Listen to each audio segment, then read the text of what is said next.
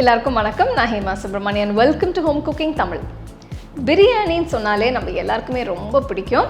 பிரியாணியில் நிறைய வெரைட்டிஸ் இருக்குது. ஆனால் நம்ம காமனாக வீட்டில் செய்கிறது ஒரு சிக்கன் பிரியாணி இல்லைனா ஒரு மட்டன் பிரியாணி. இன்றைக்கி ஒரு வித்தியாசமான ரொம்ப டிஃப்ரெண்ட்டான ஒரு கோஃப்தா பிரியாணி தான் உங்களோட ஷேர் பண்ண போகிறேன். ஸோ இது மட்டன் கோஃப்தா, அதாவது மட்டன் கொத்துக்கறி வச்சு இந்த பிரியாணியை செய்ய போகிறோம். அதோட ஒரு சூப்பரான ஒரு சைட் டிஷ் மட்டன் பெப்பர் சுக்கா. ஸோ வாங்க இந்த ரெண்டு ரெசிபீஸும் எப்படி செய்யறதுன்னு பார்க்கலாம்.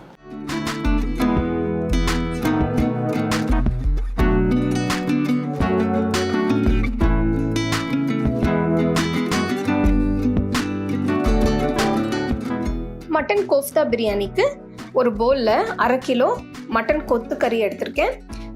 இதில் 1 டீஸ்பூன் இஞ்சி பூண்டு பேஸ்ட்டு, 1/2 டீஸ்பூன் மஞ்சத்தூள், 1 டீஸ்பூன் மிளகாய்த்தூள், 1 டீஸ்பூன் தனியாத்தூள், 1 டீஸ்பூன் உப்பு, 1/2 டீஸ்பூன் கரம் மசாலா தூள், ஒரு சின்ன வெங்காயம் பொடியாக நறுக்குனது, 2 பச்சை மிளகாய் பொடியாக நறுக்குனது, பொடியாக நறுக்கின கொத்தமல்லி கொஞ்சம், பொடியாக நறுக்கின புதினா கொஞ்சம், இதெல்லாம் சேர்த்த பிறகு நல்லா மிக்ஸ் பண்ணி 1 மணி நேரம் மூடி வச்சிருங்க.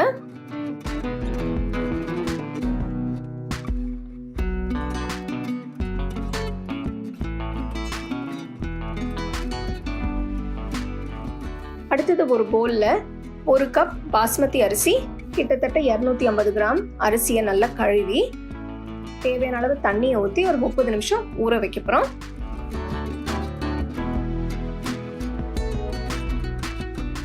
ஊற வச்ச கொத்துக்கறியை மிக்சர் ஜாரில் போட்டு லைட்டாக அரைச்சி வச்சுக்கோங்க. இந்த கொத்துக்கறியை பார்த்தீங்கன்னா ரொம்ப மையாக அரைக்கல, ஓரளவுக்கு தான் அரைச்சிருக்கேன்.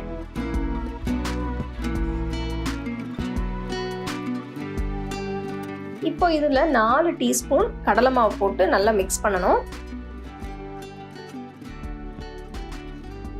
கடலை மாவு போடுறதுனால கொத்து நல்லா சேர்ந்துருக்கும், வறுக்கும் போது பிரியாமல் நல்லாயிருக்கும். அடுத்தது கொஞ்சம் கொஞ்சமாக எடுத்து நல்லா உருண்டைகளை ஆக்கி வச்சுக்கோங்க.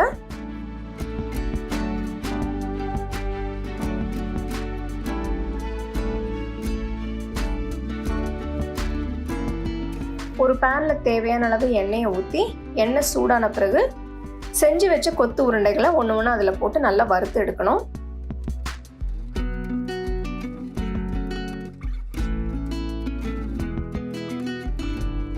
எல்லா பக்கமும் நல்ல பொன்னிறமாக ஆன பிறகு எண்ணெயிலேருந்து பொரிச்சு எடுத்து தனியாக வச்சுருங்க.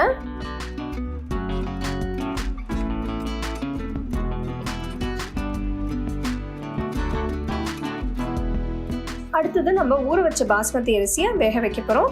இதுக்கு ஒரு பாத்திரத்தில் தண்ணி ஊற்றி தண்ணி கொதிக்க ஆரம்பித்த உடனே இந்த ஊற வச்ச அரிசியை அதில் போட்டு வேக வைக்க போகிறோம்.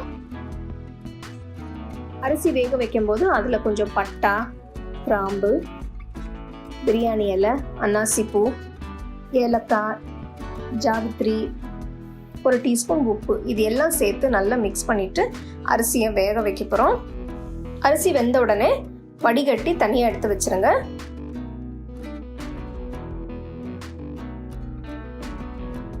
அடுத்தது ஒரு கடாயில் 2 டேபிள் ஸ்பூன் நெய் எடுத்து அதில் பட்டை, கிராம்பு, ஏலக்காய், பிரியாணி இலை இதெல்லாம் சேர்த்து 3 வெங்காயம் மெலிசா நறுக்கினது, 2 பச்சை மிளகாய் நறுக்கினது, இது ரெண்டையும் சேர்த்து நல்லா வதக்கணும். வெங்காயம் நல்ல பொன்னிறம் ஆன உடனே அதில் 1 டீஸ்பூன் இஞ்சி பூண்டு பேஸ்ட்டு, 3 தக்காளி பொடியாக நறுக்கினது, அதையும் சேர்த்து நல்லா மிக்ஸ் பண்ணணும். அதில் 1 டீஸ்பூன் உப்பு, 1/4 டீஸ்பூன் மஞ்சத்தூள், 2 டீஸ்பூன் காஷ்மீரி மிளகாய் தூள், 1/2 டீஸ்பூன் கரம் மசாலா தூள், இதெல்லாம் சேர்த்து நல்லா மிக்ஸ் பண்ணணும். அடுத்தது இதில் 1 கையளவு புதினா இலை, 1 கையளவு கொத்தமல்லி இலை, இதெல்லாம் சேர்த்து நல்லா மிக்ஸ் பண்ணிக்கோங்க. அடுத்தது 1 கப்பு கட்டி தயிர், இதையும் சேர்த்து போட்டு நல்லா மிக்ஸ் பண்ணிட்டு பொரிச்சு வச்ச கோஃப்தா உருண்டைகளை இதில் போட்டு நல்லா மிக்ஸ் பண்ணிடணும்.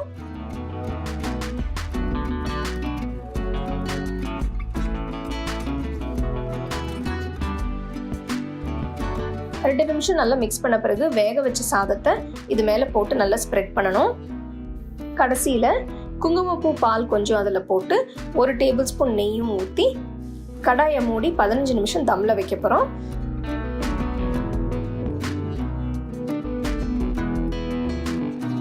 ஒரு 15 நிமிஷம் கழித்து பார்த்தோன்னா ரொம்ப அருமையாக மட்டன் கோஃப்தா பிரியாணி தயாராகிருக்கு. ரொம்ப சூப்பராக ரொம்ப டேஸ்ட்டாக இருக்கும். கண்டிப்பாக இந்த ரெசிபி உங்களுக்கு பிடிச்சிருக்கும்னு நினைக்கிறேன். நீங்கள் அடுத்த வாட்டி கொத்து வாங்கினீங்களா இந்த மாதிரி பிரியாணி செஞ்சு பாருங்கள், எல்லாருக்குமே ரொம்ப பிடிக்கும்.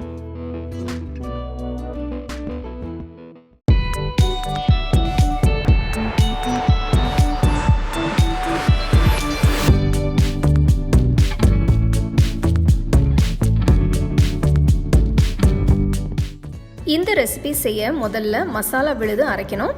இதுக்கு மிக்சர் ஜாரில் 2 பூண்டு பல்லு, 1 துண்டு இஞ்சி போடுறேன், 1 டீஸ்பூன் சீரகம், 1 டீஸ்பூன் முழு தனியா, 2 டீஸ்பூன் முழு மிளகு, 3 காஞ்ச மிளகாய், 1/2 கப் சின்ன வெங்காயம்,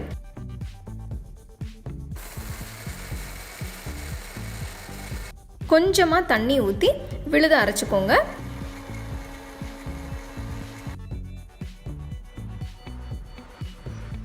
மசாலா இப்போ ரெடி ஆயிடுச்சு.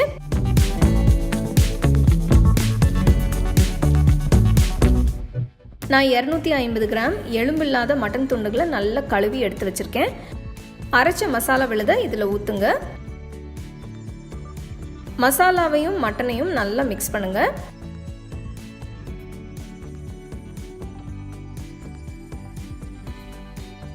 இதோட 1/4 டீஸ்பூன் மஞ்சத்தூள், தேவையான அளவு உப்பு போட்டு நல்லா மிக்ஸ் பண்ணுங்க.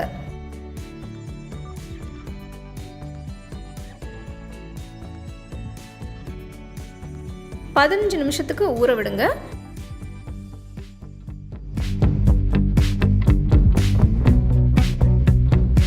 அடுத்து மசாலா தூள் செய்ய பேன்ல கொஞ்சம் நெய் ஊற்றி ஒரு சின்ன துண்டு பட்டை, ஒரு அன்னாசி பூ, 1 டீஸ்பூன் சோம்பு, இதை லேசாக வறுத்தா போதும். வறுத்த மசாலா பொருட்களை நல்லா தட்டி எடுத்து வச்சிருங்க.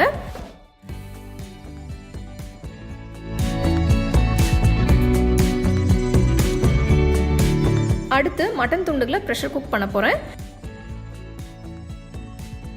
இதில் 1 கப் தேங்காய் பால் ஊற்றி குக்கரை மூடுங்க. மீடியம் ஃப்ளேமில் 6-7 விசில் வர வரைக்கும் வேக விடுங்க.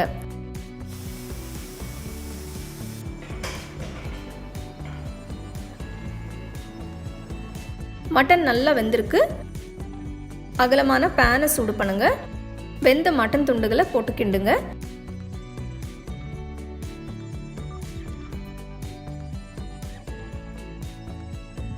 கொஞ்சம் உப்பு போட்டு கிளறுங்க.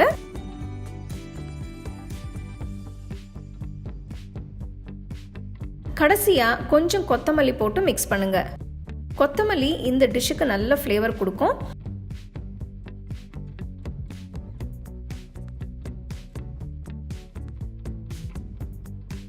நெக்ஸ்ட் 1 டீஸ்பூன் நெய் ஊற்றி 1 டீஸ்பூன் தட்டின மசாலா தூளை போட்டு கிளறுங்க.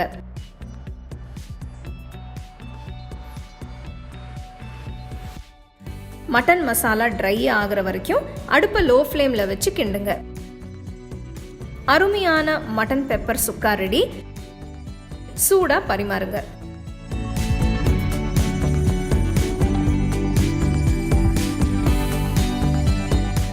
ரெண்டு சூப்பர்வான மட்டன் ரெசிபீஸ் எப்படி செய்கிறதுன்னு பார்த்தீங்க.